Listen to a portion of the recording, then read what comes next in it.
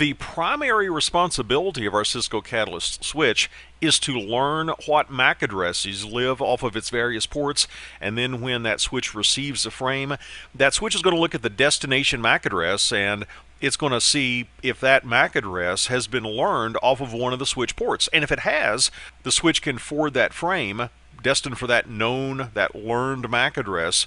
It can send that frame out of an appropriate port while not sending that frame out of other ports off of which that MAC address does not live. If we want to see what MAC addresses have been learned off of our various switch ports, here's a command we can use. We can say show MAC address hyphen table. And if we scroll down just a bit, we see these dynamically learned addresses. These are MAC addresses that have been learned off of, in this case, port fast Ethernet 1/0/1, and this is an interesting point. Notice that we have learned multiple MAC addresses off of a single interface. Is that okay?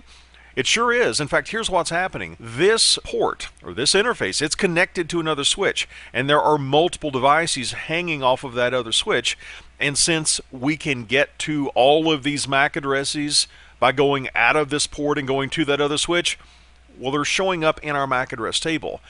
So we can see beyond a next hop switch. We can see MAC addresses that are not directly attached to us. We cannot see through a router, however. If this port were connected to a router, we would see the MAC address, hopefully, of the router interface, but we would not see MAC addresses beyond the router.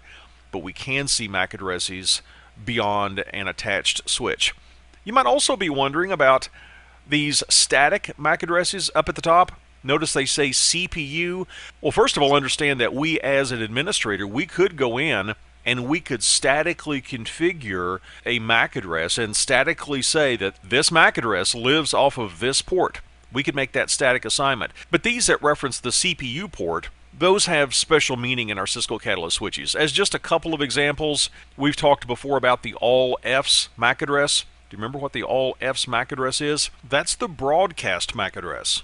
And the one up top, 0100.0c.cc.ccccc, that's used for the Cisco Discovery Protocol. That's a layer 2 protocol that allows this switch to learn about its directly attached neighbors. We can see that I've got a specific model of Catalyst switch that is layer 2 adjacent to me. In other words, it's directly connected off of one of my switch ports. Maybe I've got another router that I connect off of another switch port. CDP would tell me that. CDP is also advertising to my Cisco neighbors about me.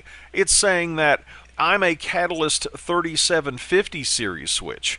And we have lots of other information that also gets sent via CDP. But the bottom line is, whenever we see that the port is CPU and the MAC address type is static, these are special MAC addresses that are being used for switch features. We can configure static addresses, or we can dynamically learn addresses as we have here. A couple of other things to be aware of. When we dynamically learn a MAC address and it's entered into this table, how long is it going to stay there?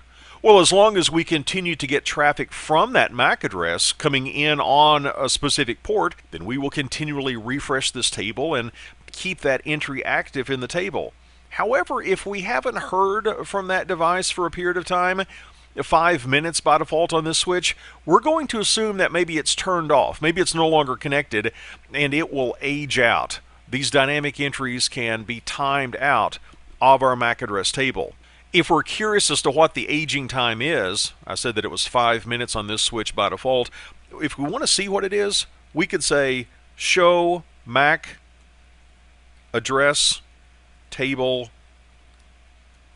aging time. Or actually just aging.